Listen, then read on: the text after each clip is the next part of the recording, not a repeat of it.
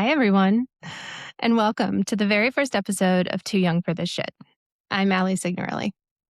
This podcast talks about fighting back and finding joy in the face of things that we didn't see coming in our life, no matter what age we are. I am so excited about today's very first episode. And if you had told me a couple of years ago when I was first diagnosed with young onset Parkinson's that I would not only get to meet Michael J. Fox, but actually sit down and interview him, I never would have believed you. Like every child of the 80s, I was obsessed with Michael. I watched Family Ties and Back to the Future and pretty much everything he ever was in. And then as a nonprofit fundraiser later on in life, especially working in the brain health space, I was just in awe of the organization he had created and the incredible work they were doing to find a cure for Parkinson's disease. So when I was diagnosed, reaching out to the Fox Foundation was the very first thing I did. I wanted to participate in finding a cure. I wanted to get involved. I wanted to put some purpose to the pain and the grief that I was feeling about being diagnosed in my 40s. The foundation has been an incredible lifeline for me personally, for my family. I am now a member of the Fox Foundation's Patient Council. I am the host of their national educational series called Parkinson's IQ and You. And pretty much do anything they ask me to do to make meaningful progress towards finding a cure. Michael is not only an icon as an actor and a philanthropist and an advocate and an author, but it's hard to put into words the role he plays in the life of those of us in this community. He is a beacon of hope and light, and his positivity and his resilience are a guiding light for all of us who are facing the same disease that he has. And we are just so incredibly grateful to have him as our fearless leader. Today's episode, we talk about Future Boy, which is his book that he wrote with Nelle Fortenberry, who also joins us for the conversation. It tells the tale of the time in Michael's life when he was filming Family Ties during the day and Back to the Future at night. We talk about creating the Fox Foundation and where he sees it going from here. And we talk about life with Parkinson's, as well as his return to acting in the hit show Shrinking opposite Harrison Ford. Hope you enjoy our conversation. Here's Michael J. Fox and Nelle Fortenberry. Hey, Michael, how are you? Well, thank you. Thanks for doing this. My pleasure. My pleasure. Michael, I watched the first episode of Shrinking last night. It was so good. Yeah, it was fun. It was fun to work and not have to worry about that. And sometimes being manifest, it just does work for me. Yeah. It's a relief, I'm sure. He's fantastic. Harrison's so great. I mean, you had met him before, but never. Him a couple times. We were all from the same ambulance school. Up to Steven Spielberg and all those folks. But as I say, I met him before when he was, I think, for Nancy Reagan came out for stem cell research. 7 or something, he was there. Hello. Hi. Yeah. Sorry, I just had to get my my shot rearranged, so I have the book in the background. Perfect. We did it.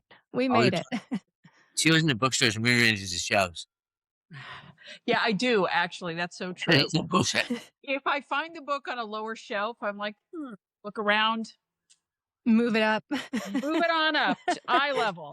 Put it at the center. Well, thank you guys for doing this. I'm so appreciative of your time, and I'm just thrilled that you guys done this. I read the book. It was amazing. And I just thought we could talk a little bit about, well, first, how you guys met and when you started working together and worked together all these decades. Oh, go ahead. You answer. You're very good with the facts. Back around 1995, I think, Michael was looking for somebody to run his production company in New York. The pilot for Spin City had been shot, but they hadn't yet started production on the first episode after the pilot. So his lawyer called me. I actually knew I was working for Brad Gray and Bernie Brillstein at the time in New York City. And I really loved my job. I was having a great time. And his lawyer called and asked if I'd be interested in the job. And I said no originally because I had a job that I loved. And his lawyer very smartly said, "Go have a drink with Michael J. Fox. Like, what's the matter with you?" So I was like, "Yes, okay, you're right." So Michael and I met for an afternoon Diet Coke. And I don't know, within like 10 minutes, I knew I had to work with him. And we just had a very sort of like minded approach to um, producing television, the things that we liked, movies and TV that we liked. But also, I could just tell we would be friends, which I think is very important to both of us, you know, to have a partnership where you also enjoy spending time together, because we spent a lot of time together over the last 35 years. But at any rate, so I started working on Spin City at the very beginning and have worked for him ever since. Wow. Michael, you've got some long-standing relationships. That's impressive. Yeah, I'm very lucky. I met some amazing people, both with in my career, in my personal life, and in the arts as well. And the people that you're associated with all of them. Some amazing people, and that's been the biggest. And now we've through all this. Now we've through all this. We've personal friendship, obviously, and what we've done as producing partners, book creators, and now is the first board member of the foundation. Amazing. Now you've been involved since the start.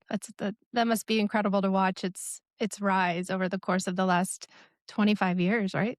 Yeah, Michael and I were just at the all staff meeting 2 days ago in New York City. We had over 300 employees come in from all over the country for this full day conference. And I think both of us were just amazed. We started in the Spin City production office with three of us. It was just Debbie Brooks, Michael and I hired as our first executive director, and then the two of us.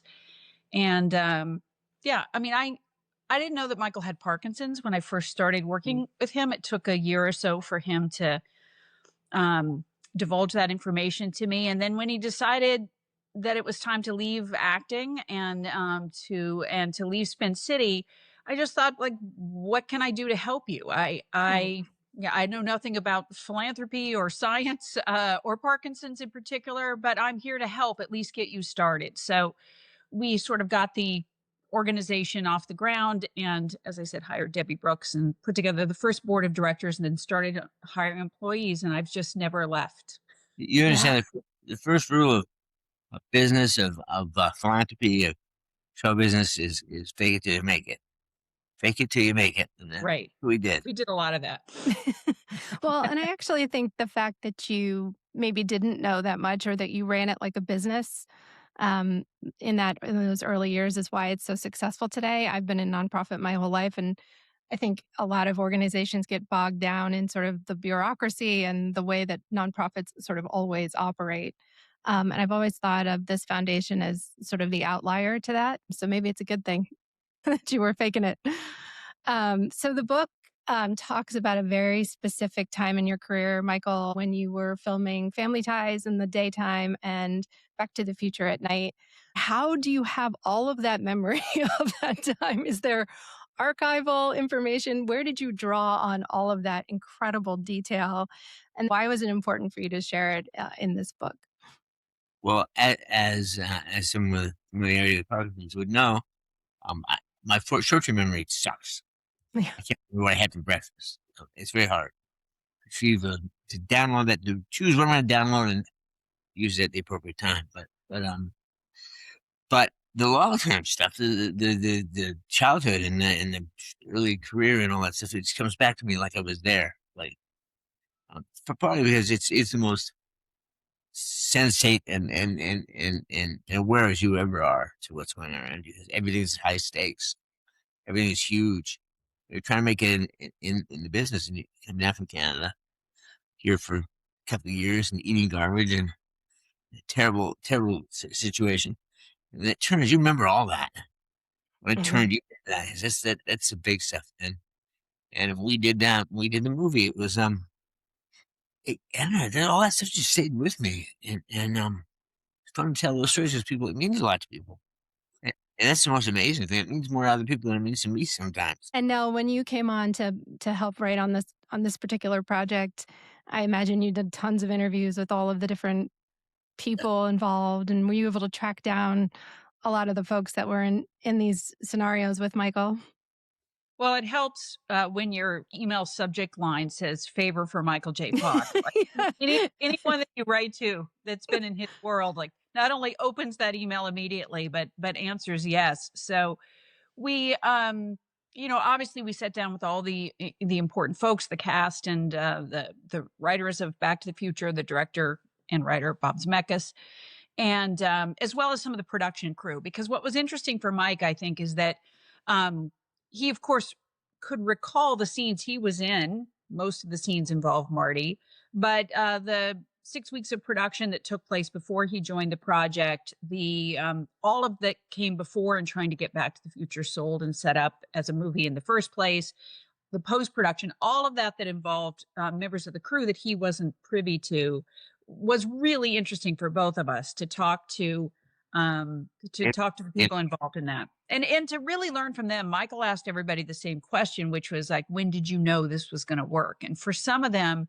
it was Michael's first day on set, but for others, it was really the first audience screenings when they could see, like, we think this is good, but you just never really know. You never Yeah. know what an audience is going to respond to. So to hear those stories, I think for both Michael and I, was so thrilling to hear what it was like when the movie was first shown to an audience who knew nothing about what they were about to see. And Bob Zemeckis told us a story about how, like, even in the first 10 minutes of the film, which is largely, as Mike writes about, it's like laying pipe, Mhm. which is all the exposition that you need to know in Back to the Future, so that when he goes back to 1955 and these things start to play out, you've established those for the audience. So the movie doesn't really kick in until Marty gets into the time machine and goes back in time. But Bob Zemeckis said, like, even in the first 10 minutes, people were cheering. Yeah. And it's like, wait, you haven't even gotten to the good stuff yet, Yeah. Really Yeah. fun. well, that's I not. couldn't believe. Excuse me. Go ahead. He put it more graphically when he talked about, like, now you can see some stuff. Like, It's true. Yeah. I he- don't know if he- we can he- say those words on your that- podcast. You can say anything you want on my there are no rules here. They don't even know it's fucking coming. Yeah, And then Yeah. that's so true. there's a card, an audience card that someone filled out. That he has framed in his office. So one of the information cards that the test audiences fill out, and it said for comments, it said, "Most movie I've ever seen. It fucking rages up and down." He's got that on his wall. Pretty good description. Yeah, Roger Ebert. Roger Ebert wrote that. That's incredible. I Simon. couldn't believe that the producer, right, of Family Ties turned it down on your behalf without you even knowing. Michael, like, that's fascinating to me nowadays. Interesting move. I would have been, if I was older, I would have been more pissed off. But I was Yeah. so young. I just absorbed all that stuff. I just said, Yeah. now what? Now what? Like, the Yeah. important part of that conversation was, I knew before. It was, now. And I knew now. I knew that what I had. And I'm gonna get bogged down in being upset at him. He had a show. He'd been showing in television for a while. Finally had a show that was a big hit show. And some big shot producer, who happened to be a friend of his, comes to him and says, "Give me the star of your show." He said, "No, I'm not going to do it." So then all these other things happen, and we ended up having some time off anyway. But I used that time to shoot Teen Wolf, and then as I finished Teen Wolf, this mechanism started for getting me on Back to the Future, and it's. See, how do I remember it? It just all of a sudden lays in like a mosaic of my life. I get all the pieces. I understand how it went. Yeah, I mean, formative experiences for sure. So you have done this book together. You worked on Still together, the incredible documentary of last year. It was And, 2 years. and I was working on all my books. This is the first book she's a co-op on, but But she's been there for everything I know. I mean, what's interesting about my background is in production, television production, but putting a book together is not that dissimilar. So when we sat down to work on the previous books, and most especially this one because I co-wrote it with him, you really just start with an outline of questions and places that you think would be interesting for a reader. We write, and he's written the previous books, and we wrote this one out of order. So it's not until you have a chunk of material that you start putting the puzzle pieces together. Like, how does this book begin? And what would logically come next? We didn't want to do it in just like scene one. We didn't literally want to write it from the start of the movie to the end, in terms of script order. And he's very good at like finding a place in a book to say, I have a story that relates to that from my childhood, so that we could go back in time and really learn what it was that spoke to him as an actor about particular moments in Back to the Future. So, of all the books, this was, for me as a reader myself, one of the most fascinating to sort of sit on the sidelines and listen to him talk to his cast members and the producers and all these people that I really admire myself, and to hear their stories as well. Well, you give yourself credit for what you did. You would have conversations with me, and unbeknownst to me, you'd taking notes. So we'd sit down and talk. She'd pull out conversations from 4 or 5 months earlier that she had written out very specific notes, and we just converted into a chapter. So I didn't have to do it. I didn't have to, like, she wouldn't say, "What do you think of this?" She'd say, "You said that this was," and then it sparked in my head. I was like, yeah.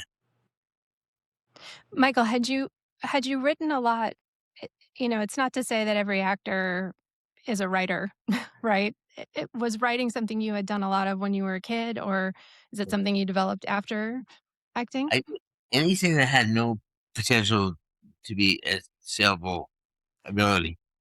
I wrote, I drew, I played guitar, did all that stuff, and then discovered acting in my early teens, and that was the first thing that paid me. I was acting, so I did that.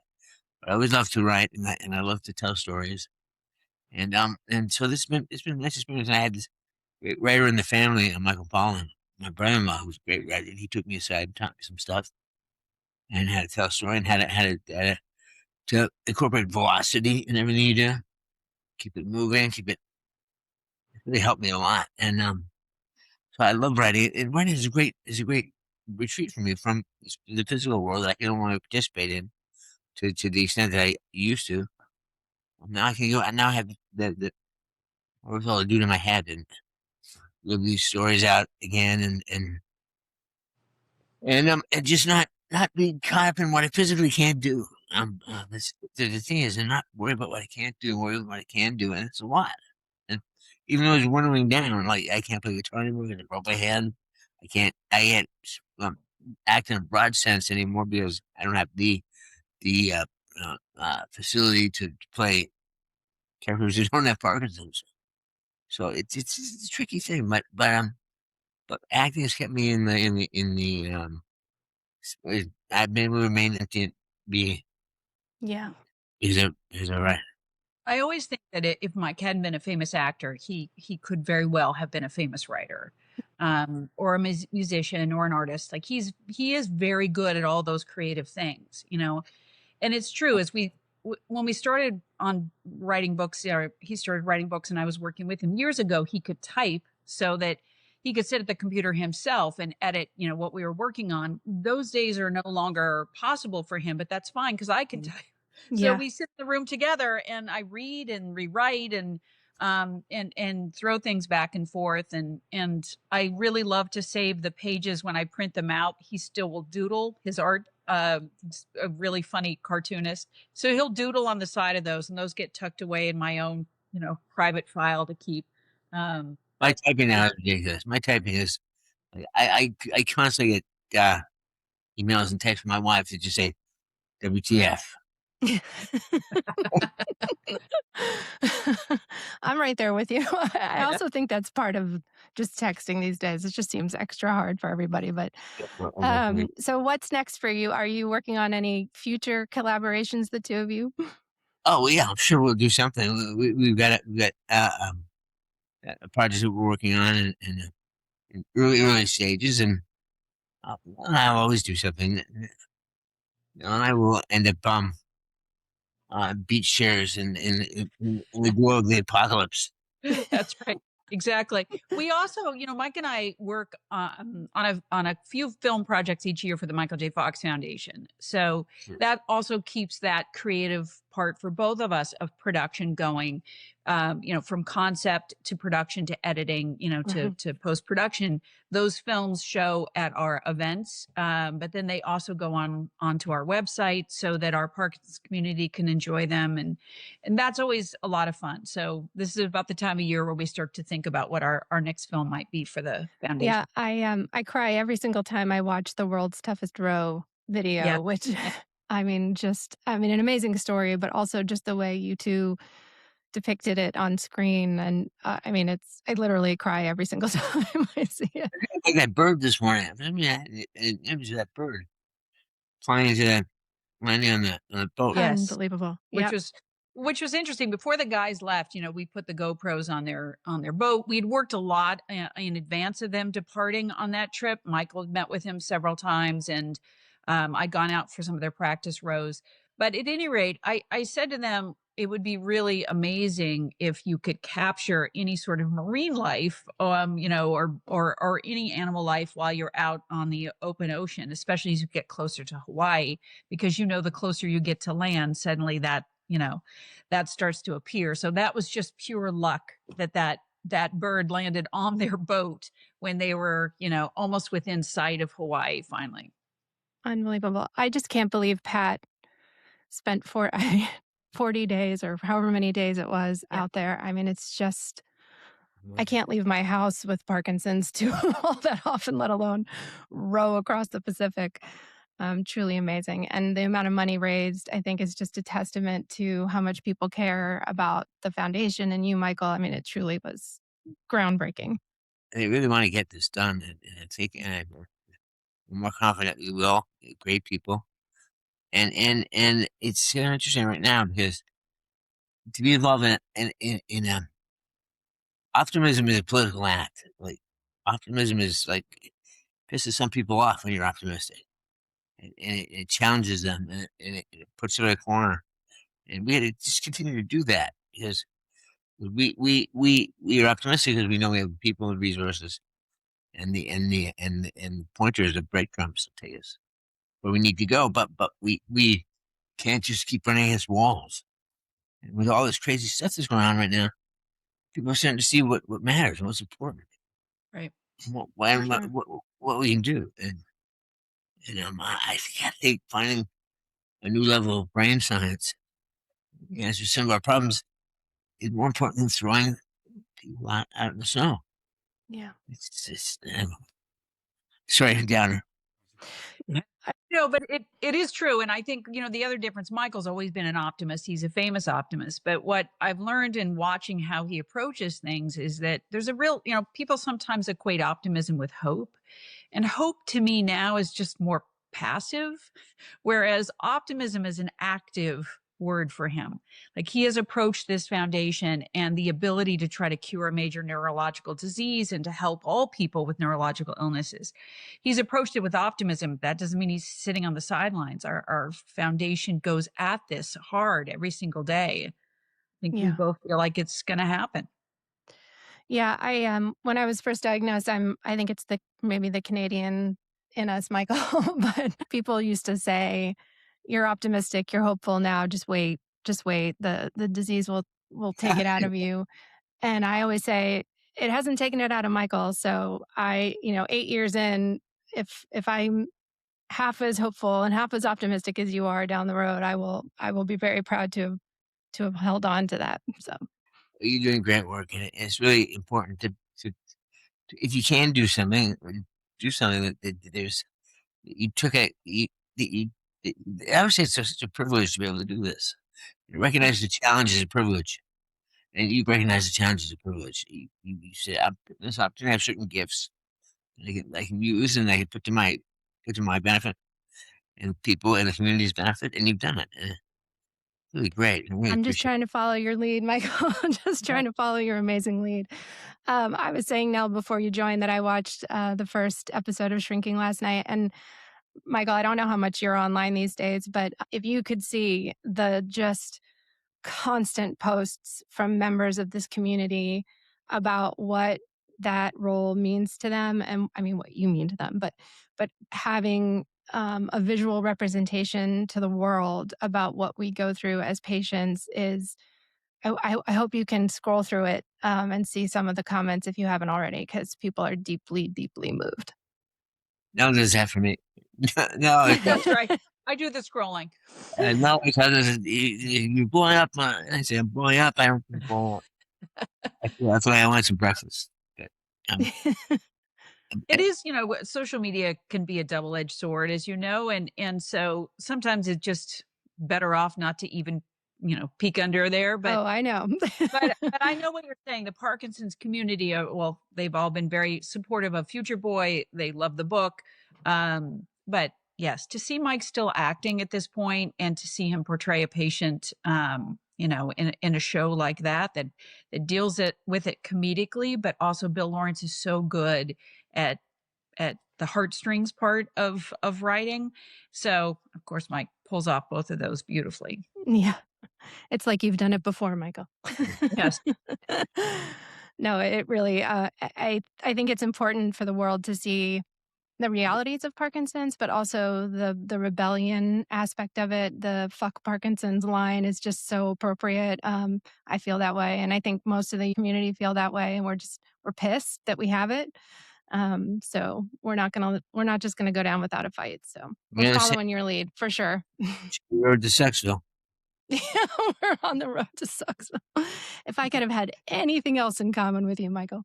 Um, well, if people haven't read the book, they should go get it. It's a fast, easy, amazing read. It's a look back into a totally different time.